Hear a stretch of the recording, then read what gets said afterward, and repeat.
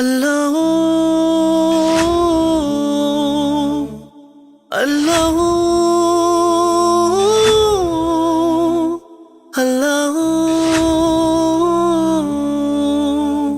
الحمدللہ نحمده ونستعینه ونستغفره ونؤمن به ونتوکل علیہ ونعوذ باللہ من شرور انفسنا ومن سیئات اعمالنا من يهده الله فلا مضل له ومن يضلله فلا هادي له ونشهد ان لا اله الا الله وحده لا شريك له ونشهد ان سيدنا محمدا عبده ورسوله ارسله بالهدى ودين الحق ليظهره على الدين كله وكفى بالله شهيدا فصلى الله عليه وسلم تسليما كثيرا كثيرا اما بعد فاعوذ بالله من الشيطان الرجيم بسم اللہ الرحمن الرحیم ان الدین عند اللہ الاسلام. فیکلٹی ممبرز اور عزیز طلباء و طالبات،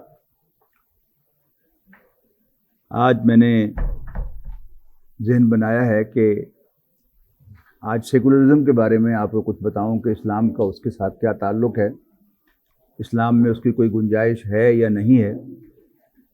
یہ سب باتیں انشاءاللہ آج ہم سمجھنے کی کوشش کریں گے. آپ نے شاید اس کے بارے میں کچھ متضاد آراء سن رکھی ہوں گی. کچھ لوگ سمجھتے ہیں کہ اسلام میں سیکولرزم کی کوئی گنجائش نہیں.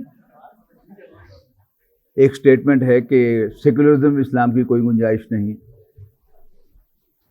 اس کے برعکس آپ نے سن رکھا ہوگا کہ اسلام میں سیکولرزم کی گنجائش ہے، اور اسلام اور سیکولرزم میں کوئی تضاد نہیں ہے. خاص طور پر انڈیا کا مسلمان یہ سمجھتا ہے کہ اس کی عافیت سیکولرزم میں ہے، اس لیے کہ جب سے مودی برسر اقتدار آئے ہیں اور انہیں ہندو فنڈامنٹلزم کو رائج کرنے کی کوشش کی ہے، ہندو مت کو، تو اس وقت مسلمانوں کو خاصی تشویش ہے کہ اس سے تو کانگریس کی حکومت بہت بہتر تھی. وہ سیکولر تھے اور اسلام کو دبانے کی کوشش نہیں کرتے تھے، اسلام کو الاؤ کرتے تھے کہ وہ بھی ہندوستان میں ایک مذہب کی حیثیت سے زندہ رہے اور پروان چڑھے. اس کا جائزہ لیتے ہیں. اسلام اور سیکولرزم. اسلام کے لفظی معنی سبمیشن کے ہیں، اور یہ ہمارا دین ہے. دین کے بنیادی معنی بدلے کے ہیں، جیسے کہ سورہ فاتحہ میں آتا ہے مالک یوم الدین، بدلے کے دن کا مالک. اسی طرح قرآن مجید میں آپ کو جو سورت یاد ہے سب کو، قل یا ایھا الکافرون، اس میں بھی آخر میں آیا نا لکم دینکم ولی دین، تمہارے لیے تمہاری راہ، میرے لیے میری راہ. تو وہاں دین راستے کے معنوں میں آیا ہے. پھر سورہ یوسف میں آپ کو کہانی تو معلوم ہے یوسف علیہ السلام کی، کہ یوسف علیہ السلام نے اپنے بھائی بنیامین کو اپنے پاس ڈیٹین کرنے کے لیے ایک ترکیب چلائی کہ اس کے تھیلے میں وہ جو میئر تھا، ناپنے والا، اناج تولنے والا، میئر کرنے والا، وہ اس کے تھیلے میں ڈال کر وہیں سے برآمد کر لیا، جیسے پولیس کرتی ہے کہ خود ہی پڑیا جیب میں ڈال کے ہیروئن کی اور خود ہی برآمد کر لیتی ہے. وہاں اللہ تعالیٰ نے ایک بات واضح کی ہے کہ یہ ترکیب ہم نے اسے سجائی تھی. ذالک کدنا لیوسف، یوں ہم نے یوسف کو یہ ترکیب سجائی. کیوں؟ ما کان لیاخذ اخاہ فی دین الملک، اس لیے کہ بادشاہ کے قانون میں، بادشاہ کے دین میں، یہاں دین قانون کے معنوں میں ہے، وہ اپنے بھائی کو ڈیٹین نہیں کر سکتے تھے. اس کی ایک ہی صورت تھی کہ وہ چور ہو اور اس چوری کی سزا کے طور پر اسے گرفتار کر لیا جائے اور ڈیٹین کر لیا جائے. آپ کے ذہنوں میں شاید سورہ یوسف پڑھتے ہوئے یا حضرت یوسف کی کہانی سنتے ہوئے یہ بات ذہن میں آتی ہوگی کہ یہ تو ہیرا پھیری تھی جو حضرت یوسف علیہ السلام نے کی تھی معاذ اللہ. تو ذہن میں رکھیے گا کہ اللہ تعالیٰ کو جب ہم اپنا مالک مان لیتے ہیں، اپنا رب تسلیم کر لیتے ہیں، تو پھر وہ رب ہے. تو اس کا نتیجہ یہ نکلتا ہے کہ ہم دیانتداری، سچائی کو کیوں اڈاپٹ کرتے ہیں؟ اس لیے کہ ہمارے رب نے حکم دیا ہے. ہم نہ دیانتداری کے بندے ہیں، نہ سچائی کے بندے ہیں، نہ حسن اخلاق کے بندے ہیں، ہم اللہ کے بندے ہیں. اور اللہ تعالیٰ ہمیں جو بھی حکم دے ہم اس کو بجا لاتے ہیں، یہی ہماری ذمہ داری ہے. تو وہاں پر دین کہا گیا ہے قانون کو، اس لیے کہ حضرت یوسف علیہ السلام بادشاہ نہیں تھے، بادشاہ کے ایک بہت بڑے وزیر تھے، منصب دار تھے. اس کے لیے قرآن مجید کے الفاظ ہیں. بادشاہ نے جب کہا کہ تم اتنے سمجھدار آدمی ہو، یقیناً تمہارے ذہن میں کوئی سولوشن بھی ہوگا، تو حضرت یوسف نے کہا کہ بس آپ مجھے اجعلنی علی خزائن الارض، آپ مجھے سوائل ریسورسز پر، زمین کے خزانوں پر مقرر کر دیں انچارج، تو میں آپ کو آپ کا قحط جو 7 سالہ آنے والا تھا وہ مینج کر کے دکھاؤں گا.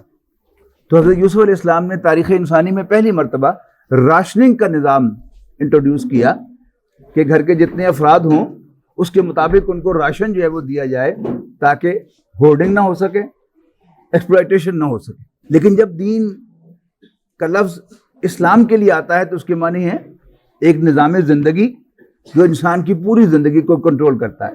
ایک دوسرا لفظ جو اس معنوں میں استعمال ہوتا ہے وہ مذہب ہے. اس کے معنی بھی راستے کے ہیں، دین بھی راستہ، مذہب بھی راستہ. ذہب یذہب کے معنی جانا، اور مذہب جس راستے پہ چل کر کسی طرف جایا جاتا ہے وہ مذہب ہے. انگریزی کا لفظ ریلیجن، اس کو اگر آپ دیکھیں، ایک دفعہ میں نے ڈکشنری میں سے اس کو سمجھنے کے لیے کہ انگریزی میں اس لفظ کا ایگزیکٹ کونوٹیشن کیا ہے، تو میرے پاس 2 ایڈیشن تھے آکسفورڈ کے، آکسفورڈ ڈکشنری کے. ایک 98 کا ایڈیشن جس کا 60 میں چھپا ہوا ایڈیشن میرے سامنے تھا. اس میں ریلیجن کی تعریف تھی belief in the existence of a supernatural ruling power, comma creator and controller of the universe, comma, who has given man a spiritual nature which continues to exist after death of the body. اب آپ سرسری طور پر اس definition کو اگر آپ دیکھیں گے تو آپ مجھ سے ایگری کریں گے یہ بالکل اسلام کی تعریف معلوم ہوتی ہے. لیکن ذرا غور سے آپ دیکھیں گے یہ اسلام نہیں ہے، اس لیے کہ یہاں اللہ تعالیٰ کی ذات کا انکار ہے اور ایک بڑی ہستی سپر نیچرل، یعنی نیچرل نہیں، سپر نیچرل، خیالی، ماورائی، میٹا فزیکل ریالٹی. اور پھر اس کو کہا گیا ہے کہ وہ طاقت جو ہے، پار کہا ہے، پرسن نہیں کہا. اللہ تعالیٰ از ناٹ اے پار، ہی از اے پاورفل بینگ. اور یہ چیز جو ہے وہ عام ہے. آپ جتنے بھی انٹلیکچوئلز کو پڑھیں گے، سنیں گے، اس میں یہ ڈنگ موجود ہوتا ہے کہ بڑے حساب سے وہ اللہ تعالیٰ کے پرسونیفائڈ بیننگ ہونے کا، ایک زندہ وجود ہونے کا انکار کرتے ہیں، بس ایک طاقت ہے. مجھے یاد ہے کہ جب میں ایف ایس سی میں پڑھتا تھا، 1970 کی بات ہے، تو انگریزی کی جو کتاب ہوا کرتی تھی، ٹیکسٹ بک، اس میں آئنسٹائن کا ایک مضمون ہوا کرتا تھا، world as I see it. اس میں آئنسٹائن کہتا ہے کہ اس کائنات کا مشاہدہ کر کے یہ تو اندازہ ہوتا ہے کہ اس کے پیچھے ایک بڑی قوت کار فرما ہے. بڑے خوش ہوئے ہم لوگ کہ بھائی واہ، آئنسٹائن بھی اللہ کو مانتا ہے. اس وقت اتنی سمجھ بھی نہیں تھی، لیکن اب میں اسے غور سے پڑھتا ہوں. فارچونیٹلی وہ کتاب پرانی ایف ایس سی کے دور کی کوئی کئی کتابوں میں مجھے مل گئی، تو اب غور سے پڑھتا ہوں تو اس میں اگلا جملہ وہ کیا کہتا ہے، but I can not conceive of God who punishes and rewards his creatures. ایک مشین ہے، کمپیوٹر ہے، ایک مشین ہے، اس کا اپنا کوئی اختیار نہیں ہے، کوئی لائکنگ ڈس لائکنگ نہیں ہے. جیسے آپ نے اس کو پروگرام کیا ہے وہ اس کے مطابق ایکٹ کرتا ہے. اصل اس کے پیچھے آپ ہیں جو پروگرام کر رہے ہیں اس کو. تو اللہ تعالیٰ اگر پرسونیفائڈ بینگ ہوگا تو اس کی پسند بھی ہوگی، ناپسند بھی ہوگی. وہ ایگری بھی کرے گا، ڈس ایگری بھی کرے گا، ایکسپٹ بھی کرے گا، ریجیکٹ بھی کرے گا. تو اللہ تعالیٰ جو ہے he is not a part, he is a powerful being. یہ بات یاد رکھنی ہے کہ آج کا جو اصل فتنہ ہے، خاص طور پر آج میں نے اس موضوع کا جو انتخاب کیا ہے کہ جیسے میں نے پچھلی دفعہ انتخاب کیا تھا نوجوانوں کے مسائل، آج میں نے انتخاب کیا ہے کہ نوجوانوں کے مسائل میں سے ایک مسئلہ جو اس بات کا تقاضا کرتا ہے کہ اس پر پورا ایک سیشن جو ہے وہ لگایا جائے. اس کا پہلا نقطہ کیا ہے کہ اللہ تعالیٰ ایک پرسونیفائڈ بینگ ہے. وہ صرف کوئی طاقت، کوئی فورس، کوئی پار نہیں ہے. آگے چلیں جی. اچھا، یہ تعریف جو ہے اس کے بعد پھر سیمی کولن کے بعد ایک اور تعریف ہے، وہ تو کرسچینٹی سے متعلق ہے، ہم سے متعلق نہیں ہے. اس کے بعد ایک اور تعریف ہے، اس میں ہے کہ ruling passion of one's life. Religion کیا ہے؟ It's a ruling passion of one's life.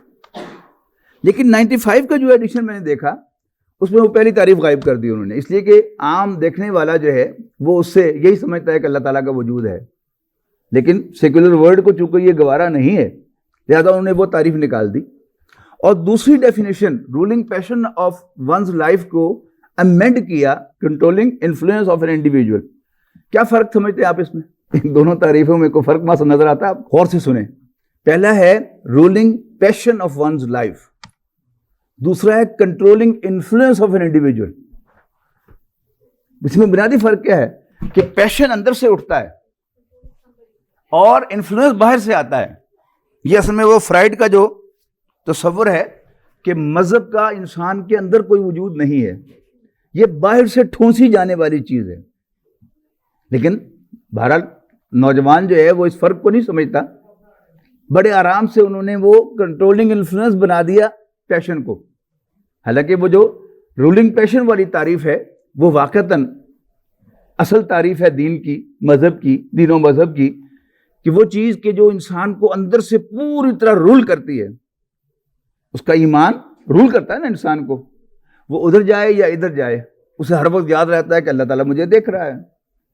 وہ یہ کام کرنے لگے یا وہ کام کرنے لگے تو وہ اسے یاد آتا ہے کہ مجھے اس کا حساب دینا ہے، میں نے ایک دن جی کر اٹھنا ہے، دوبارہ اپنے رب کے حضور پیش ہونا ہے اور مجھے اپنے اعمال کا حساب دینا ہے. تو یہ ہے رولنگ پیشن. جبکہ انفلوئنس اور دوسرا ساتھ ساتھ ایک کام چل رہا ہے ہمارے نظام تعلیم میں، وہ کیا ہے کہ کسی کی نہ مانو، اپنی مرضی کرو، موو ود یور چوائس. یہاں تک کہ یعنی باقی سارے معاملات میں سائنس ایکسپیرینس پر بیس کرتی ہے، ایکسپیریمنٹیشن پر، ویریفیکیشن پر، لیکن نظریات کے سلسلے میں کسی کے نہ مانو. مجھے یاد ہے کہ جب میں پڑھتا تھا تو ایسٹ مین ڈینٹل ہاسپٹل لنڈن سے کنسلٹنٹ آئے تھے، تو انہوں نے D Mount municipal college of dentistry میں کچھ لیکچرز ہمیں دیے تھے. صبح لیکچر ہوتا تھا ان کا اور پھر اس کے بعد وہ ڈپارٹمنٹ میں آ جاتے تھے کلینکس میں. تو چونکہ وہ پیریوڈنٹولوجسٹ تھے، یہ گمز اور نیچے جو گم کی ہڈی ہے اس کو ڈیل کرتے ہیں، تو اس وقت ہماری جو کلاس تھی سیکنڈ ایئر، ان کی ڈیوٹی تھی کنزرویٹو ڈپارٹمنٹ میں اور اسکیلنگ وغیرہ ہم کیا کرتے تھے مریضوں کی. تو میرے پاس سے گزرے تھے، میں نے ان سے کہا کہ جی یہ جگہ یہاں پر جو کریڑا لگا ہوا ہے یہ مجھ سے نہیں اتر رہا. تو انہوں نے میرے سے انسٹرومنٹ پکڑا اور یوں کر کے اس کو اتار کے مجھے دکھا کے کہنے لگے، gentlemen experience is something that you can gain by no other means. یعنی اب اس نظام تعلیم نے اور جو کلچر ہمارے اندر امپلانٹ کرنے کی کوشش کی جا رہی ہے، وہ کلچر کیا ہے؟ دا اولڈر ونس اور نان سینس. ہمارے والدین ان پڑھ ہیں، پتا انہیں کچھ نہیں، روایات پر چل رہے ہیں. We are learned people, we hold degrees, ہمارا علم ہے. حالانکہ ایکسپیرینس تو کوئی بدل نہیں ہوتا. آپ کے پیرنٹس، انہوں نے زندگی کے 50 سال، 60 سال، 65 70 سال ایک زندگی گزاری ہے، ٹھوکریں کھائی ہیں، انہیں لرن کیا ہے. لنڈن میں ہمارے ایک دوست ہیں، وہ پی ایچ ڈی پیٹرولیم میں ہیں، تو وہ کہتے ہیں میں اپنے بچوں سے کہتا ہوں کہ تسی گٹے گوڈے توڑا کے سیکھنا ہے کہ ساڑھے تجربے تو فائدہ اٹھانا. ہمارا علم، ہماری معلومات اپنی جگہ پر ہیں، لیکن تجربے کو کوئی بدل نہیں. ہمارے والدین تجربہ کار ہیں، آپ کے اساتذہ تجربہ کار ہیں. تو چوائس آپ کے پاس ہے کہ آپ ان کی بات پر غور کریں, لیکن you must listen to them. ان کے تجربے سے فائدہ ضرور اٹھانا چاہیے. باقی اگر آپ ان کے تجربات سے فائدہ اٹھائیں گے تو آپ کے پاس ایک لمبا میدان ہوگا مزید غور و فکر کرنے کے لیے. اگر آپ الف سے شروع کریں گے کہ اپنی پوری زندگی جو ہے آپ نے اپنے تجربات سے ہٹ اینڈ ٹرائل سے سیکھنا ہے اور زندگی گزارنی ہے اور اپنے بڑوں سے کوئی فائدہ نہیں اٹھانا, تو آپ کا فکر, آپ کی سوچ ڈیولپ نہیں ہو سکے گی. آپ پھر نئے سے شروع کریں گے, پھر نئے سے شروع کریں گے, آپ کے بچے پھر نئے سے شروع کریں گے. تو تجربات سے فائدہ اٹھانا یہ ایک اپنی چیز ہے. تو میں آپ کو بتا رہا تھا کہ ایکسپیرئنس جو ہے is something that you can gain by no other means. اب آئیے سیکولرزم کی طرف. سیکولرزم کی تعریف کیا ہے؟ اس کو بھی میں نے آکسفورڈ ڈکشنری کے ایڈیشن میں ٹریس کیا. سیکولر کے معنی تھے ورلڈلی, یعنی worldly related to this life, this world, کسی اور جہان سے متعلق نہیں, اسی دنیا سے متعلق. پھر کوما ناٹ ریلیٹڈ ٹو ریلیجن اور اسپرچویلٹی, یہ سیکولر ہے. اچھا, اسی کا اثر ہے کہ عام طور پر آپ کو سیکولرزم کی تعریف ملے گی separation of church and state. مذہبی معاملات کو اور جو اسٹیٹ کے معاملات ہیں, سیاست کے معاملات ہیں, معاشرتی معاملات ہیں, ان کو علیحدہ علیحدہ رکھنا. لیکن سیکولرزم کی تعریف یہ نہیں ہے کہ ورلڈلی افیئرز علیحدہ ہوں اور ریلیجیس افیئرز علیحدہ ہوں.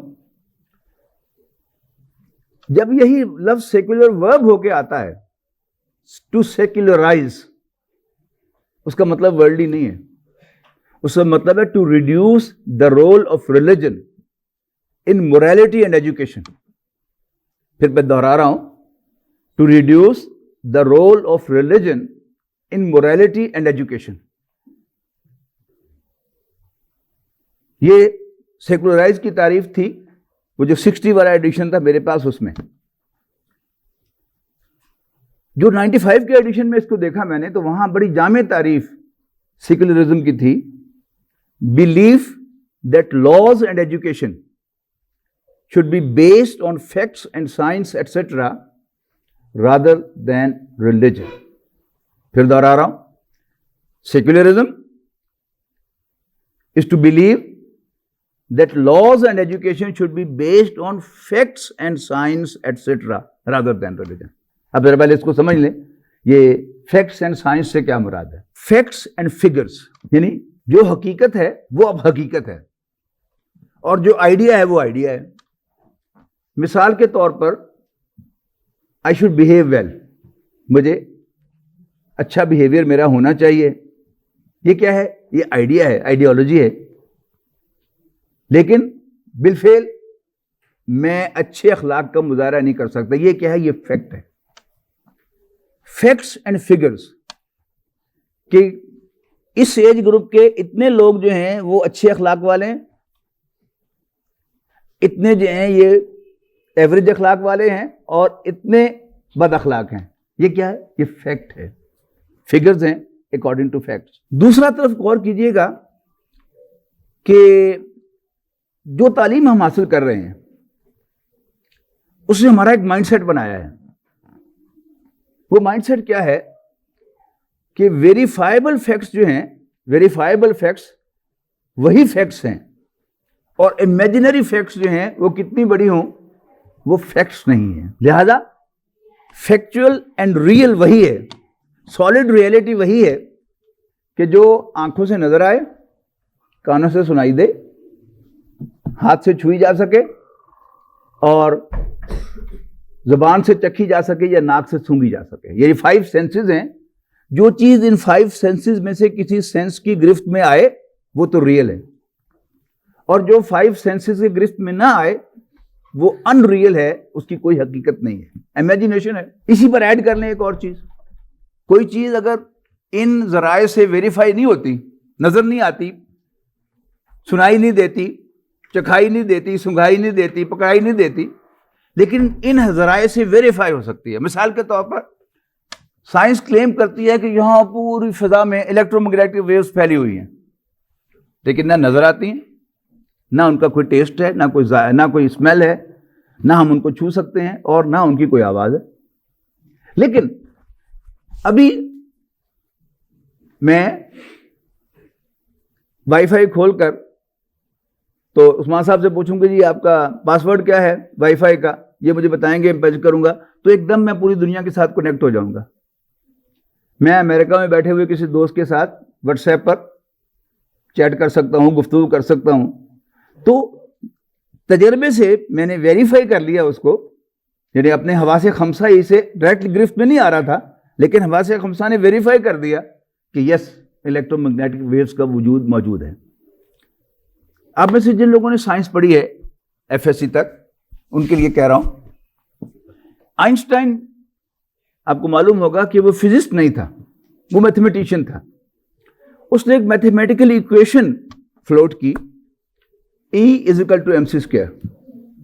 E انرجی اور m mass of the object اور c ویلوسٹی آف لائٹ، کہ جب بھی کوئی آبجیکٹ ویلوسٹی آف لائٹ سے موو کرے گا تو وہ انرجی میں کنورٹ ہو جائے گا، اور اس کا میگنیٹیوڈ آف انرجی، اس کی جو مقدار ہوگی انرجی کی، وہ انفینٹ ہوگی.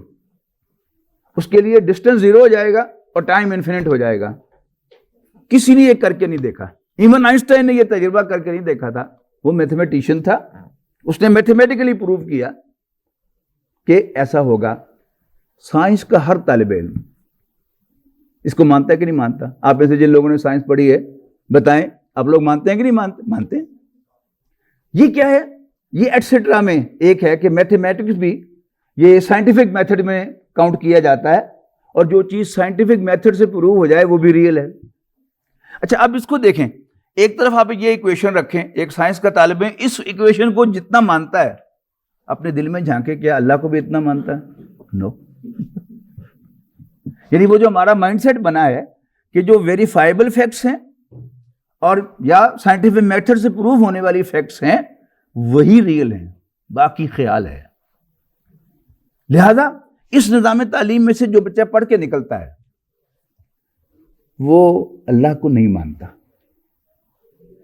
وہ فرشتوں کو نہیں مانتا، وہ محمد ایز اے ہیومن بینگ تو مانتا ہے، نبی اکرم صلی اللہ علیہ وسلم کو، لیکن ان کو اللہ پروفٹ، اللہ میسنجر نہیں مانتا. باقی پھر آگے کلاسز ہیں. وہ نوجوان کے جو بڑا دلیر ہے، ڈیرنگ ہے، آؤٹ اسپوکن ہے، وہ صاف کہہ دیتا ہے کہ آئی was born with no religion. Religion is the opium of the masses. بیوقوف لوگوں کو، عام پبلک کو ذرا انگیج کرنے کے لیے مذہب بنا ہے، اس کا حقیقی وجود نہیں ہے. وہ بچے کہ جن کے ہاں خاندانی روایات بڑی اسٹرانگ ہیں، ماں کا ادب، باپ کا ادب، ان کے ہاں بچپن سے سکھایا گیا ہے، پریکٹس کیا گیا ہے. وہ مانتا تو نہیں اللہ کو، لیکن اس کی والدہ کہتی ہے بیٹا نماز پڑھو. وہ نماز پڑھ لیتا ہے، خواہ بغیر وضو کے ہی پڑھے، لیکن ماں کا حکم مانتا ہے. یہ بچہ بھی بچ جاتا ہے، اس کی گھٹی کے اندر ہے کہ ماں کا کہنا ماننا ہے، وہ بچ جاتا ہے. وہ گریجولی کرتا رہتا ہے. تو پریکٹس سے بھی انسان کو اس کے فوائد جو ہیں وہ پتہ چلتے ہیں کہ میں نماز پڑھتا ہوں تو میرا مائنڈ جو ہے وہ ذرا کنسنٹریٹڈ رہتا ہے، اس کی میں کنسنٹریشن ہوتی ہے. اگر میں نماز نہیں پڑھتا تو میں دن بھر اکھڑا رہتا ہوں. اب یہ تجربات جو ہیں وہ آہستہ اس کے اندر یہ ایمان جو ہے وہ تجربے سے پیدا کر دیتے. لیکن بچہ ذہین بھی ہو اور اس نے سب کچھ سمجھ کے پڑھا ہو، اس کا ایمان نکل جاتا ہے. یہ میں نے جو کہا اس کو بھی میں ایکسپلین کر دوں. فارچونیٹلی ہم میں سے اکثر لوگ پڑھائی کرتے ہیں امتحان پاس کرنے کے لیے اور جاب لینے کے لیے. امتحان پاس ہو گیا تو وہ کتابوں کو بھی پھینک دیتے ہیں اور اپنے ذہن سے بھی جو پڑھا لکھا ہے اس کو نکال کے پھینک دیتے ہیں. جاب مل گئی، کام ہو گیا، اب علم کا کوئی کام نہیں ہے ان کے پاس. یہ بھی بچ جاتے ہیں. انکار کرنے والے جو ہے نا بچے کہ جو صاف کہہ دیتے ہیں کہ جی I was born with no religion, میرا کوئی مذہب نہیں ہے، کوئی خدا نہیں ہے، کوئی مذہب نہیں ہے. وہ کون ہوتا ہے؟ ذہین بچہ. اب یہ ذہانت جو ہے اس کو بھی ختم کرنے کی باقاعدہ کوشش ہو رہی ہے. یہ جو ایم سی کیوز کا رواج آیا ہے کہ جو رٹا لگائے وہ پاس ہو آگے بڑھے، لیکن ذہین بچہ جو سمجھ کر پڑھتا ہے وہ آگے ایکسل کر ہی نہ سکے، آگے بڑھ ہی نہ سکے. یہ بھی ایک سازش ہے کہ جو آج ہمارے ساتھ ہو رہی ہے. لیکن بہرحال عافیت اسی میں ہے کہ ہم میں سے اکثریت پڑھ لکھ کر بھی اللہ کو مانتی رہتی ہے، نماز و روزہ کرتی رہتی ہے. محدود چند کچھ لوگ ہوتے ہیں ایکسٹرا آرڈنری ذہین، وہ جو ہیں وہ ایک دفعہ اس سٹیج میں سے گزرتے ہیں. مولانا عبدالباجی دریابادی ایک بہت بڑے مفسر ہیں قرآن مجید کے، انگریزی میں بھی ترجمہ کیا قرآن مجید کا، اردو میں بھی ترجمہ کیا، تفسیر لکھی قرآن مجید کی، اردو میں بھی انگریزی میں بھی. یہ اس درجے کے. جب انہوں نے فلسفے میں تعلیم حاصل کی تو وہ ملحد ہو گئے، ان کے ذہن میں سوالات بے شمار. پھر مولانا اشرف علی تھانوی رحمۃ اللہ علیہ سے ان کی خط و کتابت ہوئی باقاعدہ، وہ جو ان کے ذہن میں سوالات تھے مولانا اشرف علی تھانوی صاحب نے ان کے جوابات دیے، مطمئن ہوئے تو اثر نو پھر وہ انہوں نے بیعت کی مولانا اشرف علی تھانوی کے ہاتھ پر، اور پھر یہ سارا جو دین کا کام انہوں نے کیا. یہ کیا ہے؟ یہ فیکٹ ہے. دو چیزیں آئیں. عام طور پر جب بھی سیکولرزم کا تذکرہ ہوتا ہے تو وہ صرف لاز کے پہلو سے ہوتا ہے. یہی آپ نے سن رکھا ہوگا کہ لاز جو ہیں ان پر اللہ تعالیٰ کی حکمرانی ہونی چاہیے. سیکولرزم کیا ہے؟ من مانے قوانین بنانے کا علمبردار ہے کہ میجورٹی جو چاہتی ہو وہ کر لو، خواہ اللہ ناراض ہو جائے. یہ کیا ہے؟ سیکولرزم. اسی کا بچہ ہے ڈیموکریسی. اور اسلام کیا ہے؟ کہ ہر کام پر اللہ تعالیٰ کی حکمرانی ہونی چاہیے، انفرادی زندگی پر بھی اللہ تعالیٰ کی حکمرانی ہونی چاہیے، اور اجتماعی زندگی پر بھی اللہ تعالیٰ کی حکمرانی ہونی چاہیے. عام طور پر یہی تذکرہ جو ہے وہ ملتا ہے. اور ان میں جن لوگوں نے کنٹریبیوٹ کیا ہے ان میں علامہ اقبال ہیں، مولانا مودودی ہیں، ڈاکٹر اسرار احمد صاحب ہیں، اور پھر ان کے جو پیروکار ہیں وہ عام طور پر سیکولرزم کی گفتگو میں اس کا جو لاز والا حصہ ہے اس کو ہائی لائٹ کرتے ہیں. لیکن میرے نزدیک یہاں کہنے کے لیے جو سب سے زیادہ اہم ہے وہ ایجوکیشن والا حصہ ہے کہ believe that laws and education should be based on facts and science et cetera rather than religion. اب جب یہ ایجوکیشن میں آئے گا اس کا مطلب کیا ہے کہ ایک ہے سیگریگیٹڈ ایجوکیشن، یعنی عام طور پر ہمارے محاورے میں سیگریگیٹڈ ایجوکیشن کہتے ہیں جس میں کوئی ایجوکیشن نہ ہو، لیکن انگریزی محاورے میں یہ زیادہ استعمال ہوتا ہے ان اداروں کے لیے کہ جو مختلف سیکٹس جو ہیں وہ اپنے طور پر بنائیں، جیسے مسجد، مندر، چرچ، سینیگوگ. ان سب کے ساتھ ایجوکیشن کا نظام ہوتا ہے. جو کرسچنز کا ایجوکیشن کا نظام ہے، ان کے جو چرچ کے سکولز ہوتے ہیں ان کے بھی سکولز ہیں. پھر یہودیوں کے ہاں بھی سینیگوگ کے ساتھ اٹیچ سکول ہیں، ہمارے ہاں مساجد کے ساتھ سکول ہیں. یہ سیگریگیٹڈ ایجوکیشن ہے. اور جو جنرل ایجوکیشن ہے جس میں سے قوم کا، ملک کا ہر بچہ گزرتا ہے، وہ کیا ہے؟ وہ جنرل ایجوکیشن سسٹم ہے. تو belief that laws and education, اب اس سے یہ ایجوکیشن مراد ہے کہ وہ نظام تعلیم جس میں سے ملک کا ہر بچہ گزرتا ہے یہ بیس ہونا چاہیے فیکٹس اینڈ سائنس پر، نہ کہ ریلیجن پر. مطلب کیا ہوا کہ جو عام ہماری ٹیکسٹ بکس ہیں ان میں کہیں مذہب کا کوئی نام نہیں ہونا چاہیے، نہ اللہ کا نام، نہ رسول اللہ صلی اللہ علیہ وسلم کا نام، نہ آخرت کا نام. ایسی کوئی چیز نہیں ہے. اب جب اس مائنڈ سیٹ میں سے ہم نکل کے جائیں گے، ہمارے بچے نکل کے جائیں گے، تو پھر ان کا ایک مائنڈ سیٹ بنا ہوا ہوگا کہ وہ میٹا فزکس کا انکار کریں گے. یعنی وہ چیزیں کہ جو وہ مادی قوانین سے باہر ہیں، مادی حدود میں نہیں آتی، ہمارے 5 سینسز ان کو ویریفائی نہیں کر سکتے، سائنٹیفک میتھڈ سے پروو نہیں ہوتی، ان کا کوئی وجود نہیں ہے. یہ کیا ہے؟ ایک مائنڈ سیٹ بن گیا. اچھا، اب جب یہ آئے گا تو اس اللہ کے وجود کا انکار، آخرت کا انکار. ایک کتاب میڈیکل کالجز میں ٹیکسٹ بک کے طور پر پڑھی جاتی ہے، ایسینشلز آف بایو کیمسٹری.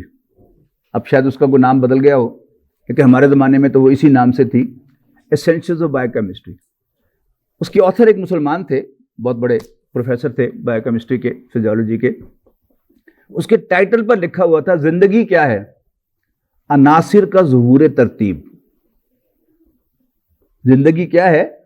عناصر کا ظہور ترتیب. موت کیا ہے؟ انہی عناصر کا پریشان ہونا.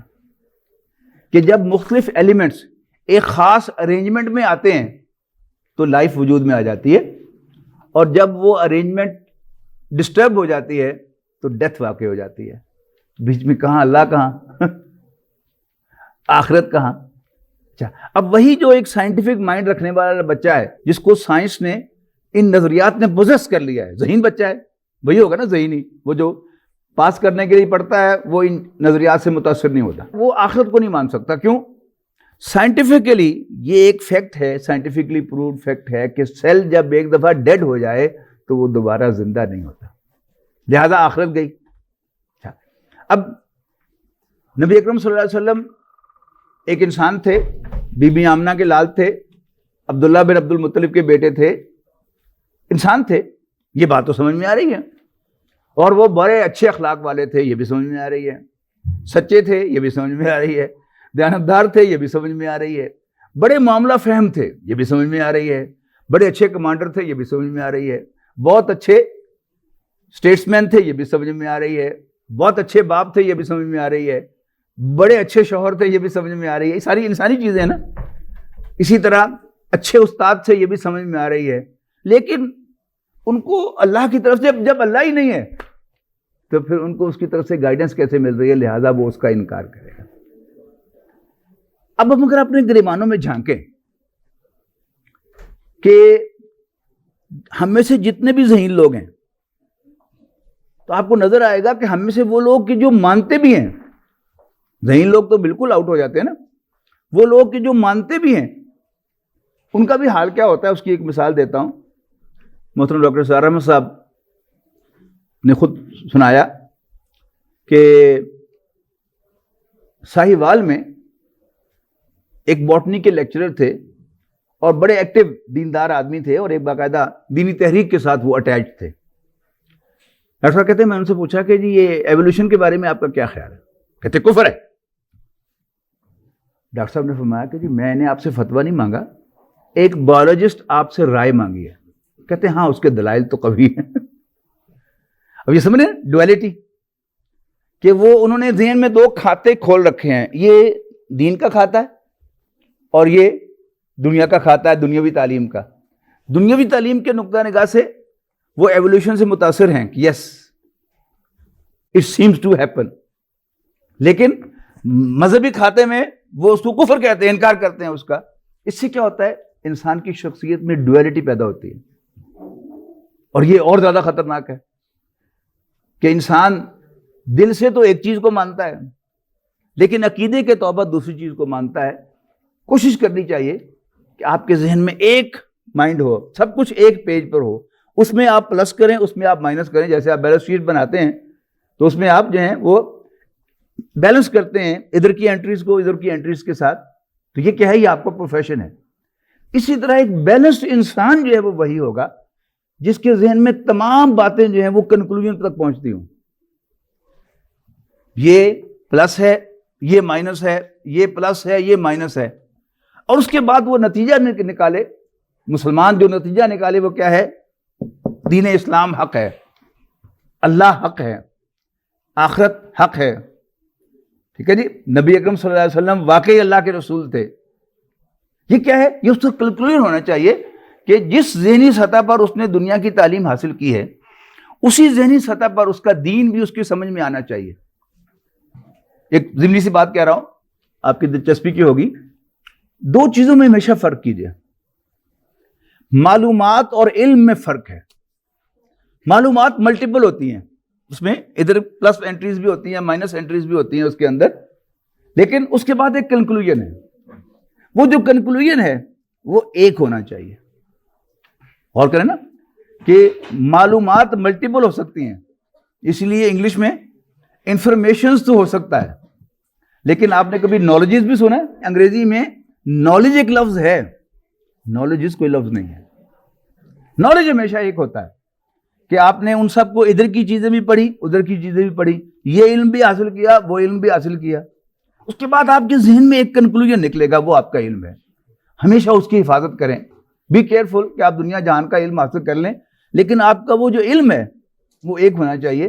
ہر سٹیج پر آپ سمجھیں کہ آپ خود جب آپ کا ذہن بن جائے گا تو جیسے کہتے ہیں نا ویئر دیر از اے ول دیر از اے وے. اگر آپ کا یقین جو ہے وہ ایمان پر ہوگا، اسلام پر ہوگا، تو انشاءاللہ آپ وہ جمع تفریق ساری خود کر کے پھر کنکلوژن وہی نکالیں گے کہ اسلام حق ہے، اللہ کا دین سچا ہے. نبی اکرم صلی اللہ علیہ وسلم واقعی اللہ کے رسول ہیں، اللہ واقعی ایک زندہ جاوید ہستی ہے، وہ صرف پاور نہیں ہے، پھر یہ چیزیں انسان نکالے گا۔ اب اس کے اثرات کیا ہیں؟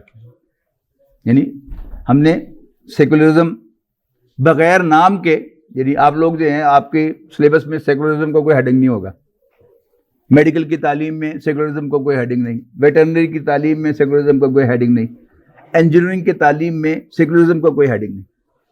لیکن بغیر اس ہیڈنگ کے آپ غور کریں کہ اس نظام تعلیم نے ہمارا مائنڈ سیٹ چینج کر دیا ہے۔ اب وہ مائنڈ سیٹ کیا ہے؟ وہی جو میں آپ کو عرض کر چکا ہوں، وہ چیز کہ جو حواس خمسہ کی گرفت میں نہ آئے یا حواس خمسہ ویریفائی نہ کر سکیں، اس کا کوئی وجود نہیں ہے۔ اس کو آپ نے دل میں سے کھرچنا ہے۔ اس کا بہترین طریقہ دینی محفل میں بیٹھنا، قرآن مجید کا خود مطالعہ کرنا، یعنی جب تک آپ قرآن مجید کو خود نہیں پڑھیں گے، اس لیے کہ ایک ایسا عالم جس نے آپ کا علم حاصل نہیں کیا وہ آپ سے کمیونیکیٹ ہی نہیں کر سکتا، وہ آپ سے کمیونیکیٹ نہیں کر سکتا۔ اور بعض اوقات ایسی باتیں ہوں گی کہ جو ایک دیندار عالم جو اس علم میں تو بہت مہارت رکھتا ہے، کوئی ایسی بات کہے گا کہ آپ کو زیر لب مسکرائے بغیر اور کوئی چارہ نہیں ہوگا کہ پتہ ہے کوئی نہیں اس کو، اور ایسی ایک بات جو ہے وہ کہہ رہا ہے۔ یہ باتیں کیا ہیں؟ یہ ایسی باتیں ہوتی ہے۔ وہ یاد آ گیا مجھے ڈاکٹر سجاد طاہر صاحب، یہ جو سرجری کے پروفیسر ہیں انڈیپینڈنٹ میڈیکل کالج والے، انہوں نے سنایا کہ وہاں جب وہ کچھ عرصہ انہوں نے وہ کمپلسری جو جاب ہوتی ہے آرمی کی وہ کی، تو لاہور کینٹ میں ایک مولوی صاحب نے کہا کہ دیکھو اللہ کی شان دیکھو کہ اللہ تعالیٰ جو ہے وہ ماں کی چھاتیوں میں سردیوں میں گرم اور گرمیوں میں ٹھنڈا دودھ جو ہے وہ بچے کو پرووائڈ کرتا ہے۔ یہ بات خلاف واقعہ ہے۔ انسان کے جسم کا ٹیمپریچر جو ہے وہ 98.6 ہے، تو وہ سردیوں میں بھی اتنا ہے، گرمیوں میں بھی اتنا ہے۔ لیکن اللہ تعالیٰ کی قدرتوں کو بیان کرتے ہوئے کہ اللہ تعالیٰ کی شان دیکھو، اللہ تعالیٰ کی قدرت دیکھو، اپنے پاس سے ایک بات جو ہے وہ ٹکا دی۔ اب وہ ڈاکٹر ہیں، وہ کہتے ہیں کہ مجھے ہنسی آتی رہی اس بات پر، تو آئے گی ہنسی۔ اس بات کو ذہن میں رکھیں کہ آپ خود قرآن مجید پڑھیں، عربی سیکھیں، قرآن مجید خود اپنی آنکھوں سے پڑھنے کی کوشش کریں، اور اپنے آپ کو انگیج کریں۔ دین بھی سیکھنا ہو تو کسی ایسے ادارے کے ساتھ کہ جس میں آپ کے ساتھ کمیونیکیٹ کیا جائے۔ اگر وہ کمیونیکیشن گیپ رہے گا کہ آپ کو پڑھانے والا جو ہے وہ اس کی اور زبان ہے، آپ کوئی اور زبان بولتے ہیں، اس نے کوئی اور علم حاصل کیا ہے، آپ نے کوئی اور علم حاصل کیا ہے، کم سے کم بنیادی طور پر کچھ تو مشترک ہونا چاہیے نا۔ آپ کو پتا ہو یا اس عالم کو جو آپ سے کمیونیکیٹ کر رہا ہے اس کو پتا ہو کہ میں جن لوگوں سے گفتگو کر رہا ہوں ان کا مائنڈ سیٹ کیا ہے، وہ ان کے لیول پر آ کے بات کرے تو بات سمجھ میں آتی ہے۔ عثمان صاحب نے ہمارے قرآن اکیڈمی جوائن کی، الحمدللہ۔ میں نہیں سمجھتا کہ آپ کو کوئی گیپ وہاں پر محسوس ہوا ہوگا کہ آپ نے جو دنیاوی تعلیم حاصل کی ہے، وہاں بھی پڑھانے والے اکثر جو ہیں وہ دنیاوی تعلیم میں سے گزرے ہوئے ہیں۔ اللہ تعالیٰ نے کچھ توفیق دی تو ہم نے وہاں پر کچھ دین سیکھ لیا، پڑھا لیا، تو ہم کمیونیکیٹ کرتے ہیں۔ علماء جتنا علم ہمارے پاس نہیں ہے، جو خالص ٹیکنیکل علوم ہے، مثلا فقہ ہے، تو فقہ جو ہے وہ ہم مفتی صاحب سے ہی پڑھاتے ہیں۔ لیکن فارچونیٹلی ہمیں وہاں ایک مفتی مل گئے ہیں کہ جو گریجویٹ بھی ہیں یونیورسٹی کے، انہیں گورنمنٹ کالج سے باقاعدہ جو BSc کی ہوئی ہے سائیکالوجی اور جغرافی میں، تو ایک زیادہ ایک آسانی ہو گئی۔ لیکن نہ بھی ملے ایسا تو جو ٹیکنیکل سبجیکٹ ہیں وہ ہم ان کے ماہرین سے پڑھائیں گے۔ لیکن جو جنرل سبجیکٹس ہیں، قرآن مجید اور دینی معلومات جنرل جو ہیں، ہم کوشش کرتے ہیں کہ ہم ان لوگوں سے پڑھوائیں۔ یعنی میرے ساتھ جو مجھے ہیلپ اپ کرتے ہیں وہ ایک انجینئر ہیں، اب وہ PhD بھی کر رہے ہیں اسلامک اسٹڈیز میں، لیکن وہ بیسیکلی جو عام طلباء کا ذہن ہے اس کو پڑھتے ہیں، سمجھتے ہیں، ان کی زبان جانتے ہیں، ان کے محاورے میں گفتگو کرتے ہیں، تو اس میں آسانی ہوتی ہے۔ اچھا، پھر کیا کیا ہوتا ہے اس میں؟ اس سیکولرزم کے اثرات، اللہ کو نہیں مانتے، آخرت کو نہیں مانتے، پیغمبر کو نہیں مانتے، اگر کلمہ پڑھ بھی رہے ہیں لیکن دل گواہی نہیں دے رہا کہ حضرت محمد صلی اللہ علیہ وسلم اللہ کے رسول ہیں۔ اچھا، پھر اس سیکولر ورلڈ نے بڑے بڑے تیر چلائے ہیں۔ مثال کے طور پر نبی اکرم صلی اللہ علیہ وسلم کو اسلام میں سے نکالنا، یہ آج کا ایک بہت اہم سبجیکٹ ہے۔ اللہ تعالیٰ جن لوگوں کو ذہین بناتا ہے وہ پھر غیر معمولی ذہین بھی بناتا ہے۔ علامہ اقبال اس کی ایک مثال ہے کہ جب وہ لنڈن یونیورسٹی میں پڑھتے تھے، PhD کر رہے تھے، تو جو ہیڈ آف دی ڈپارٹمنٹ تھے پروفیسر نکلسن، وہ چھٹی پر جا رہے تھے تو وہ ڈپارٹمنٹ کا چارج علامہ اقبال کو دے کر گئے تھے. یہ بھی شاید دنیا میں مثال ہوگی کہ کسی گورے پروفیسر کو سبسٹیٹیوٹ کیا ہو کسی ایشین شاگرد نے. اور پھر وہی پروفیسر نکلسن ہیں جنہوں نے علامہ اقبال کی کتاب اسرار خودی اس کا انگریزی ترجمہ کیا سیکریٹس آف دا سیلف, اور پھر علامہ اقبال سے درخواست کی کہ اس کا فارورڈ آپ لکھ دیں. یہ بھی ایک یونیک ہوگا, شاید ایکسیپشنل معاملہ ہوگا. علامہ اقبال نے تو یہ بات بہت پہلے دیکھ لی تھی. وہ فاقہ کش کے موت سے ڈرتا نہیں ذرا, روح محمد اس کے بدن سے نکال دو صلی اللہ علیہ وسلم. لیکن آج ہم اس کا مظاہرہ دیکھ رہے ہیں, یہ جو کارٹون بن رہے ہیں, کبھی یہ ہو رہا ہے کبھی وہ ہو رہا ہے. یہ کیا ہے؟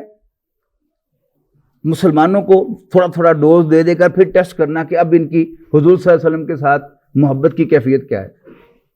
یہ ریئیکٹ کرتے ہیں کہ نہیں کرتے, ریزسٹ کرتے ہیں کہ نہیں کرتے. اچھا, اب ہو کیا رہا ہے, اگر میں آپ سے ایک سوال کروں, آپ سب سے, کہ اسلام کو ایک لفظ میں بیان کرو, تو آپ کا جواب کیا ہوگا؟ ایک لفظ. جی جی ماشاءاللہ. عام جو جواب ہے وہ ہے اسلام دین توحید ہے. سنا ہوا نا یہ جواب آپ نے, ایک لفظ میں جواب دینا ہے نا. اچھا, مصیبت کیا پڑی ہے کہ ایک لفظ میں جواب دینا ہے؟ یہ بھی ایک شرارت ہے. اور وہ ہمیں کیا پڑھا دیا گیا کہ اسلام دین توحید ہے. میں ایک دن عشاء کی نماز کے لیے وضو کر کے تو مسجد کی طرف نکل رہا تھا, تو میرا نواسا چھوٹا تھا, ابھی پریپ میں تھا, تو اس کی نانی یعنی میری بیوی اس کو دینیات کے وائوے کی تیاری کرا رہی تھی. سوال گزرتے میرے کان میں پڑا. سوال تھا ہمارا عقیدہ کیا ہے, اور جواب تھا اللہ کو ایک ماننا. سمجھے آپ شرارت؟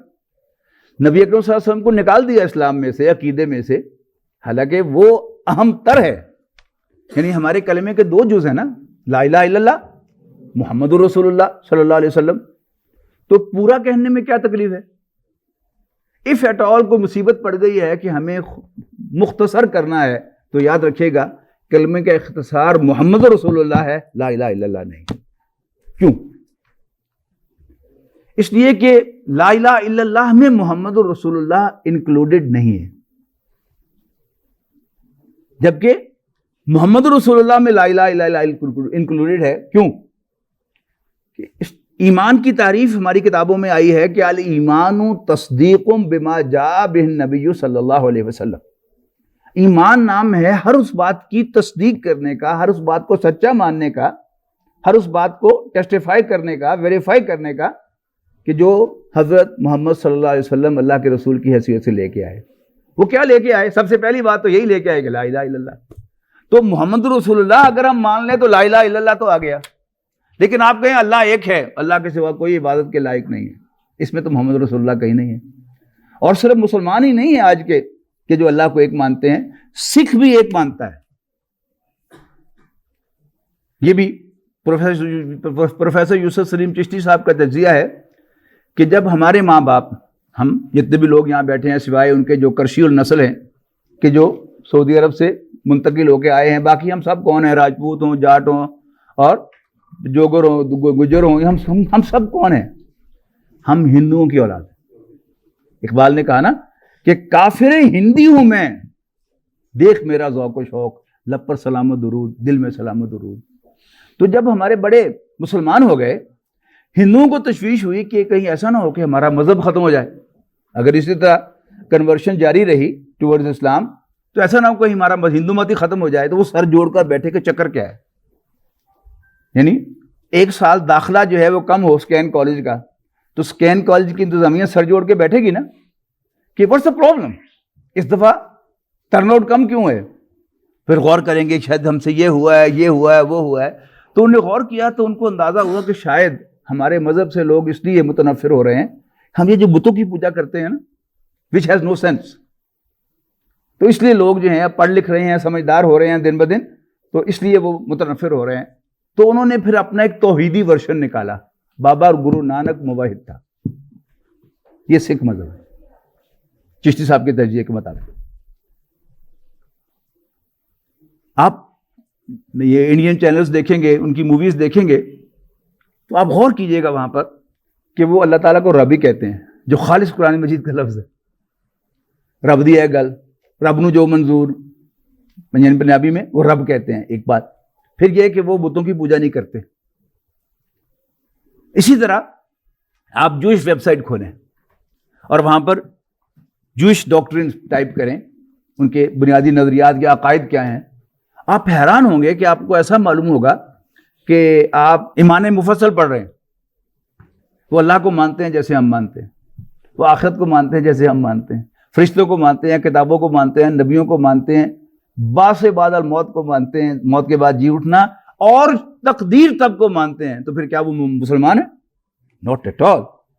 اس لیے کہ کوئی شخص جتنا مرضی موحد ہو، اللہ کو ایک مانتا ہو، وہ اس وقت تک دائرہ اسلام میں داخل نہیں ہو سکتا جب تک وہ حضرت محمد مصطفیٰ صلی اللہ علیہ وسلم کو واضح الفاظ میں، گریٹ مین نہیں، واضح الفاظ میں اللہ کا بھیجا ہوا رسول مانے، تب وہ مسلمان ہوتا ہے، ورنہ وہ مسلمان نہیں ہوتا.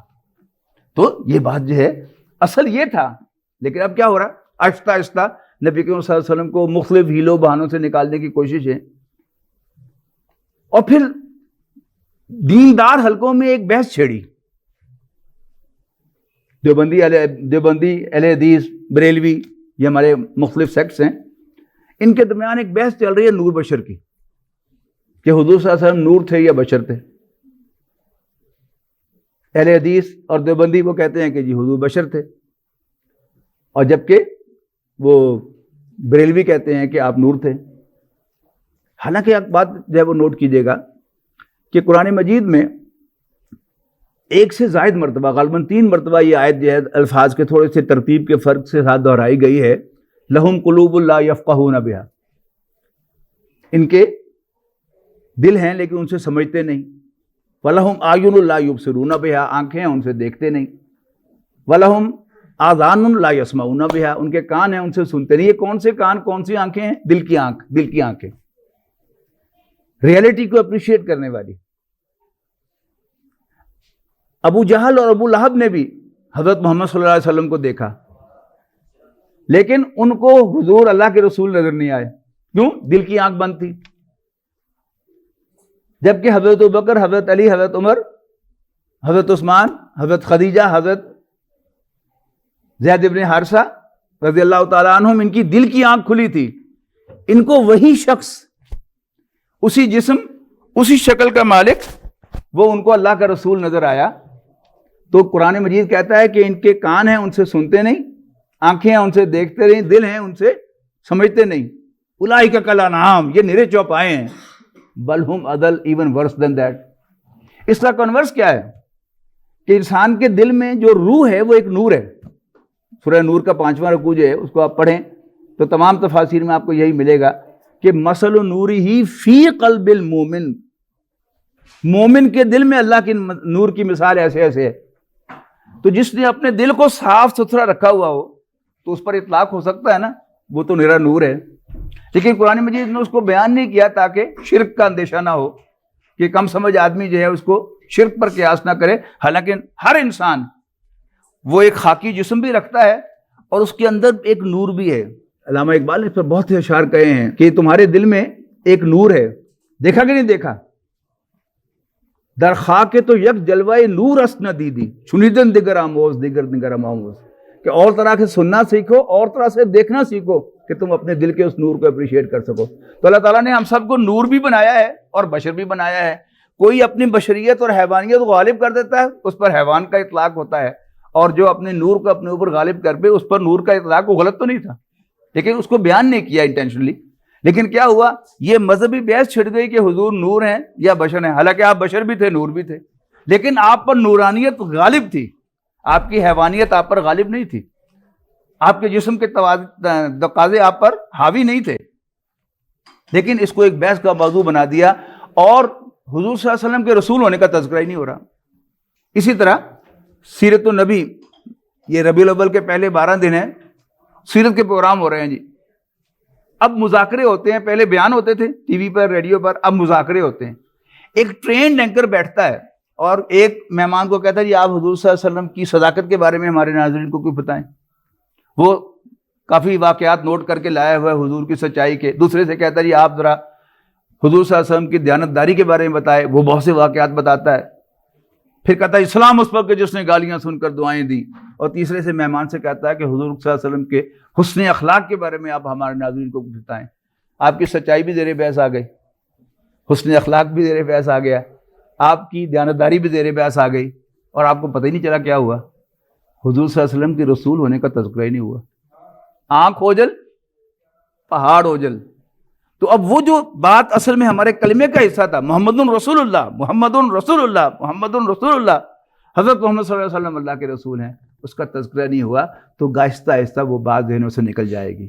وہ فاقہ کش کہ موت سے ڈرتا نہیں ذرا، روح محمد اس کے بدن سے نکال دو صلی اللہ علیہ وسلم۔ آج اس پر گفتگو ختم کرتے ہیں۔ الحمدللہ رب العالمین والعاقبۃ للمتقین والصلاۃ والسلام علی رسولہ الکریم۔ ربنا آتنا فی الدنیا حسنہ وفی الآخرۃ حسنہ وقنا عذاب النار۔ یا اللہ ہمارے دلوں کو ایمان کے نور سے منور کر دے۔ یا اللہ ہمارے دلوں میں اپنی ذات کا یقین، اپنے پیغمبر حضرت محمد صلی اللہ علیہ وسلم کی رسول ہونے پر یقین، آخرت کا یقین ہمارے دلوں میں بٹھا دے۔